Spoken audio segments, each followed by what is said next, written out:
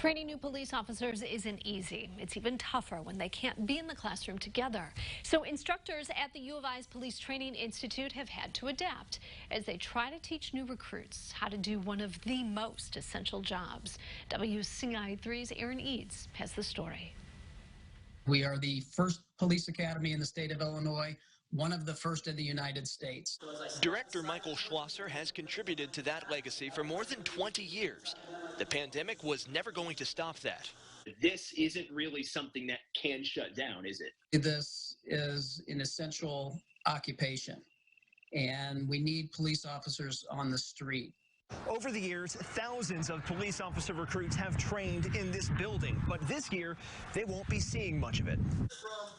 This is how a class full of dozens of recruits is supposed to look, but now, unfortunately, we don't have the ability to have recruits here, and we feel like we can learn so much more when we're interacting with the recruits in this classroom. The good news is a lot of that can be taught online. We can go through our PowerPoints, we can have interactions, we can answer questions and have conversations. But a lot of it can't. New officers need to be qualified and certified in firearms, CPR, and control and arrest tactics. They have to master intense de-escalation scenarios. This is what some of that looked like before social distancing guidelines. And even though things are different now, Schlosser says they have to make it work. There is so much in-person, hands-on training that is absolutely necessary. You can learn some things in a classroom, but it's not until you can put those things in practice in scenario-based training that things actually click. And that means there can be no shortcuts or cutting corners.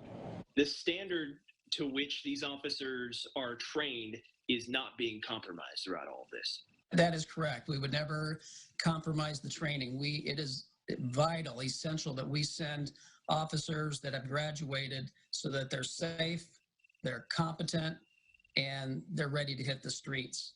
In Urbana, Aaron Eads, WCIA3, your local news leader.